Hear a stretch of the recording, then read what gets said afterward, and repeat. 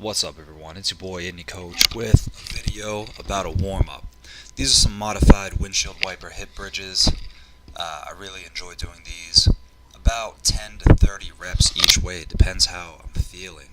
So really trying to bring the feet in close to the butt, extend the hips all the way up to the ceiling, really squeezing the glutes, really stretching the hamstrings, and then as you turn side to side, try and keep your feet right where they are. That way you actually get a hip stretch. These dislocators you can do with a band or a PVC pipe or a broomstick or pretty much anything. I like to start wide, and as my shoulders get a little more loosened up, I like to bring them in a little bit. Big thing here is not to just let the shoulder dump forward, but to actually try and stretch open the chest as if you were doing a chest stretch. You can kind of shrug on your way up and bring it close to your body. That way you get some more shoulder activation in there. But you're really trying to open up the pecs, the anterior delts, the pec minor, the rotator cuffs, get them warmed up. So again, with these, I like to do about 10 to 30 reps and just work my way through it. I take my time on these types of movements. As you can see, squeezing the glutes so I don't overextend the back and just raise the chest up too high. Keep everything kind of stacked up on top of each other. And then I'll go right into some overhead squats. So taking that band, that PVC pipe, pushing it up towards the ceiling, just trying to work that squat on the way down, stick your butt out, let the knees move a little bit. You can start a little bit higher than parallel. Nothing's really wrong when you're warming up. Just do it, doesn't hurt at the time. And take your time to work down into these squats. And again, 10 to 30 reps. Sometimes 50. It all depends.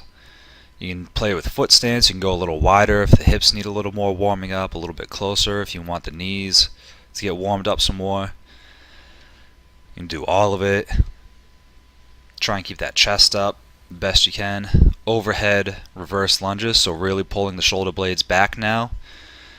Twisting to the opposite side of that down leg, so you get another hip flexor stretch in here. Try not to let the knees drive forward on these lunges, even though they're probably going to. You're trying to sit back onto that glute. I like to do about 5 of these on each leg. It really brings the chest up, opens up that ab region, the abdominal region. And then a 30-second plank.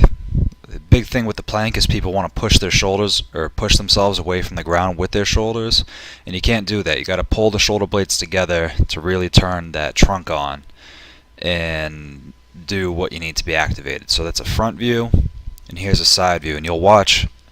You can see I'm pretty straight in from my butt to my shoulders, but then right there I sink my shoulders down and actually get the abs involved. The abs, the intra-abdominal wall, the obliques, all that stuff that most people neglect is all in there, and it's just a nice static hold. Flip onto the side, stack the feet on top of each other, stay on the elbow and look up at the hand, keep your body in line. You do a side plank. If you have a hard time being on your feet with this, you can bend the knees and just go to the knees. That's fine too, so your knees would be at a 90-degree angle. You can do it like that. It's actually, I think for warming up, that's a really effective way because it lets you target more of that side trunk area and then the other side. And I do this for about 20 seconds. So 30 seconds on the front, 20 seconds on each side. And what that does is allow you to open up your hip flexors a little bit, but then it also creates a lot of external rotation, so you can open up your hips to the side a little bit better if you're going to be squatting or deadlifting or anything like that, or if you sit down a lot. And then we do some Spider-Man, so you can either open up the opposite way or the in way, and then switch. 5 on each leg here. Opposite, same side. You can do both, or you can pick one. Like this is just the in way. Trying to keep that back leg straight, chest up. I like doing it this way because you have to balance a little bit better on that foot, and it gets you a deeper stretch. It opens up your trunk a little bit, makes you work that upper back, fires everything right up. You'll be sweating by the time you're done with these. 5 on each leg with these. Make sure you always take the time to open up to the ceiling though.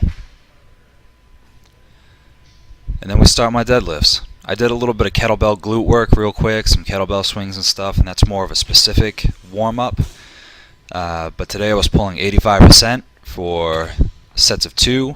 I wanted to get 4 sets of 2 and then see if I could get without a belt, and then see if I could get a couple more reps with a belt on. I wasn't really happy with my deadlift setup today. I couldn't get my hips down low enough. It was really frustrating, kind of weird. It was like somebody had just shut my quads off and I couldn't get my upper back tight again. Needless to say, because it is only 85%, I was able to pull it for a few reps, but it was nothing super spectacular. It didn't feel bad. It just wasn't exactly what I wanted it to do. That was a fast rep. Oh, it's because I have a belt on now. I pulled this for a set of 4. So this is the 5th set, and I pulled it for a set of 4, so 12 reps altogether, which is pretty good for a deadlift day. At 85%, you do 8 to 15 reps and call it a day. And then I went and did sets of 10 with 315, and you can see I'm really twisted. My right hip is sitting back further than my left hip. Really frustrating. But I did 4 sets of 10 with 315. Broke a sweat real nice. Couldn't stop sweating for the rest of the workout after this. Trying to get my hips down low, but it's just not goddamn working. I'm almost pulling like my old style where I had my hips a little bit higher and I used a lot more of a hip hinge. See, that was okay. That was 11 reps. I couldn't remember how many I did.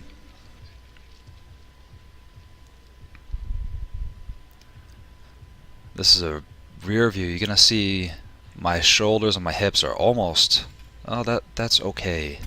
Another inch or two would have been better though. I'm not even pulling the slack out of the bar, which is really frustrating.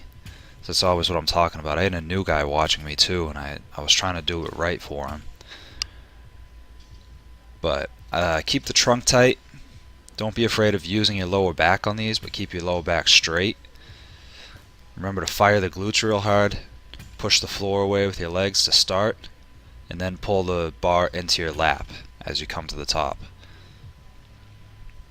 And you won't be disappointed, I promise you.